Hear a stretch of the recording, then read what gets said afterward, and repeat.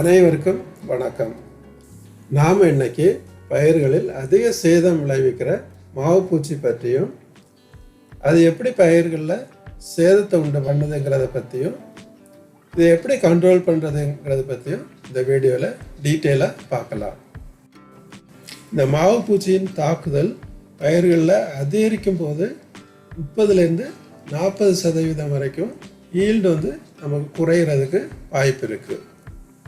செடியின் மீது மாவு பூச்சியின் எண்ணிக்கை ரொம்ப அதிகரிக்கும் போது அந்த செடியே பட்டு போகிறதுக்கும் வாய்ப்பு இருக்குது.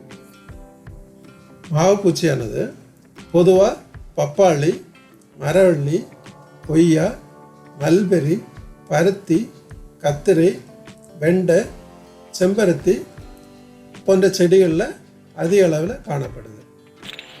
வறட்சியும் வெப்பமும் அதிகமாக உள்ள கோடை காலங்களில் மாவு பூச்சியின் தாக்கம் மிக அதிகமாக இருக்கும். இந்த மாவு பூச்சி பொதுவாக உடல் முழுசும் மெழுகு பூசின மாதிரி இருக்கும். இது 2.5 மில்லிமீட்டர்லேருந்து 4 மில்லிமீட்டர் வரை நீளம் இருக்கும். ஆண் பூச்சிகளுக்கு இறக்கை உண்டு, அது நல்லா பறக்கும். ஆனால் பெண் பூச்சிகளுக்கு பறக்க முடியாது, அதுகளுக்கு இறக்கை கிடையாது. இந்த பெண் மாவு பூச்சிகளை செடியுள்ள சாரை உறிஞ்சி பயிர்களுக்கு பாதிப்பை உண்டு பண்ணுது. சாறை எடுக்கும்போது தங்களை பாதுகாத்து கொள்ள மாவு மாதிரி லிக்விடை சுரக்கிறது. இந்த லிக்விடு தான் செடிகளின் தண்டுகளில் மாவு பூசினது மாதிரி காணப்படுது. இது செடியிலேருந்து சாறை உறிஞ்சி அதை தேனாக மாற்றுது. இதை எறும்புகள் உணவாக எடுத்து சாப்பிடுது. இந்த எறும்புகளே ஒரு செடியிலேருந்து இன்னொரு செடிக்கு எடுத்துட்டு போய் பரப்பிடுது.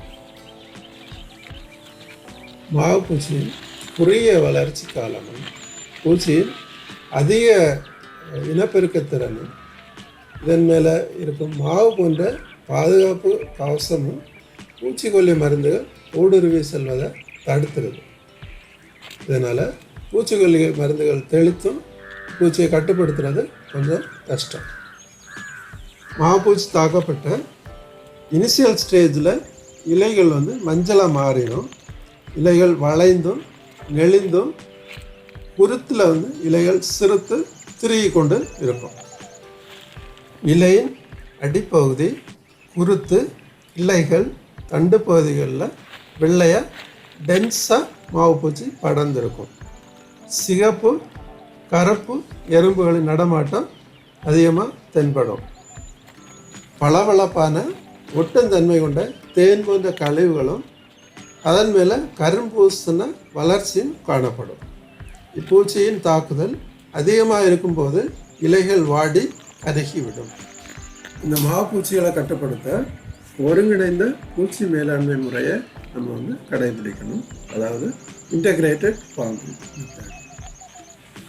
இந்த ஒருங்கிணைந்த பூச்சி மேலாண்மையில் நம்ம உளவியல் முறை, உயிரியல் முறை, இயற்கை முறை மற்றும் பூச்சிக்கொல்லி மருந்துகளை பயன்படுத்தி இந்த மாவு பூச்சியை கண்ட்ரோல் பண்ணலாம். முதல்ல நம்ம உளவியல் முறையில் எப்படி இந்த மாவு பூச்சியை கண்ட்ரோல் பண்ணுறதுன்னு பார்ப்போம். முதல்ல நம்ம இந்த எறும்புகளின் நடமாட்டத்திற்கு தடை ஏற்படுத்த வேண்டும். அடுத்து பயிர் கழிவுகளை உடனடியாக அகற்ற வேண்டும். அதனால் மாவு பூச்சி அடுத்த செடிக்கு செல்வது கண்ட்ரோல் பண்ணிடலாம். செடியை சுற்றி களை செடிகள் இல்லாமல் பார்த்துக்கணும். மாவு பூச்சிக்கு மாற்று உணவு பயிரான செம்பருத்தி, புளிச்சக்கீரை, வெண்டை, சீத்தா மற்றும் கொய்யா போன்றவற்றை பக்கத்தில் பயிரிடக்கூடாது. விவசாய கருவிகளை நன்கு சுத்தம் செய்த பின் மாவு பூச்சி பாதிப்பு இல்லாத வயல்களில் பயன்படுத்தணும். பாதிப்பு சிறு பகுதியில் இருந்தால் பாதிக்கப்பட்ட பகுதியை ப்ரூனிங் பண்ணி அழிச்சிடணும். மாவு பூச்சி பாதிக்கப்பட்ட செடிகளில் தண்ணியை கொஞ்சம் வேகமாக ஸ்ப்ரே பண்ணி கண்ட்ரோல் பண்ணலாம். களை பயிர்களான பார்த்தீனியம், குப்பைமேனி, தண்டு கீரை செடிகளை அழிச்சிடணும். உளுற போது எறும்பு புற்றுகளை பார்த்தா அதையும் அழிச்சிடணும். அடுத்து நம்ம இப்போ உயிரியல் கட்டுப்பாடு முறையை பற்றி பார்ப்போம்.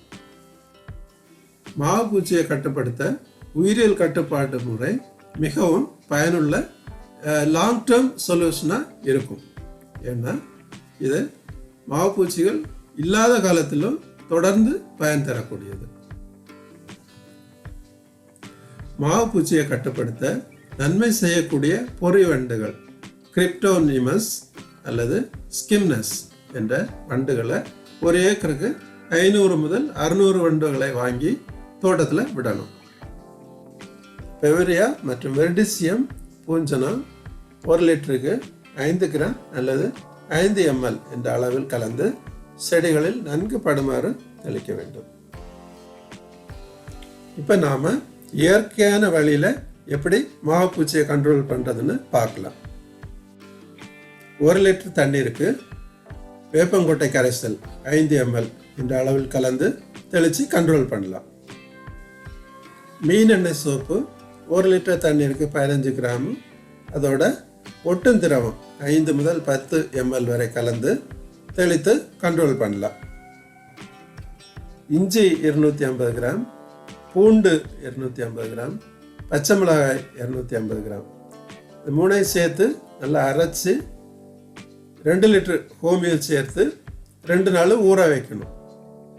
இந்த கரைசலில் 300 mlக்கு 10 லிட்டர் தண்ணீர் என்ற விதத்தில் கலந்து அதோட ஒட்டும் திரவம் சேர்த்து 10 நாள் இடைவெளியில் தெளித்து கண்ட்ரோல் பண்ணலாம். 1/2 கிலோ அருவாள் மலை தலைக்கு 2 லிட்டர் தண்ணீர் என்ற விதத்தில் கலந்து நன்றாக கொதிக்க வைத்து அது 1 லிட்டராக சுண்டியவுடன் இறக்கி ஆற வைத்து 20 கிராம் பெருங்காயத்தூள் சேர்த்து அதில் 10 லிட்டர் தண்ணி ஊற்றி தெளித்தால் மாவுப்பூச்சி கண்ட்ரோல் ஆகும். நாம் இப்போ பூச்சிக்கொல்லி மருந்துகளை பயன்படுத்தி எப்படி மாவுப்பூச்சியை கண்ட்ரோல் பண்ணுறது அப்படிங்கிறத பார்ப்போம். மாவுப்பூச்சியின் பாதிப்பு மிக அதிகமாக இருக்கும்போது பூச்சி மருந்துகளில் ஏதாவது ஒன்றை பயிர்களில் நன்கு படும்படி தெளிக்க வேண்டும். ஊடுருவி பாயும் பூச்சிக்கொல்லி மருந்துகள் மாவுப்பூச்சிகளை ஓரளவு கட்டுப்படுத்தும். இளம் பூச்சிகளை பூச்சிக்கொல்லி மருந்துகள் எளிதாக கட்டுப்படுத்தும். அது மாதிரி ஒரே பூச்சிக்கொல்லி மருந்தை திரும்ப திரும்ப தெளிக்காமல் சுழற்சி முறையில் வெவ்வேறு பூச்சிக்கொல்லி மருந்துகளை தெளிக்க வேண்டும். உளவியல் முறை கட்டுப்பாடு, உயிரியல் முறை கட்டுப்பாடு மற்றும் இயற்கை வழி கட்டுப்பாடு முறைகளை நாம் எப்போதும் ஃபாலோ பண்ணணும். பூச்சிக்கொல்லி மருந்துகளை நாம் இந்த பூச்சியின் தாக்கம் மிக அதிகமாக இருக்கும்போது மட்டும் பயன்படுத்த வேண்டும். இயற்கை வளம் காப்போம், இனிதே வாழ்வோம். நன்றி, வணக்கம். இந்த வீடியோ உங்களுக்கு பிடிச்சிருந்துச்சுன்னா லைக் பண்ணுங்க, உங்க ஃப்ரெண்ட்ஸ்க்கும் ஷேர் பண்ணுங்க, மறக்காம சேனலுக்கு சப்ஸ்கிரைப் பண்ணுங்க.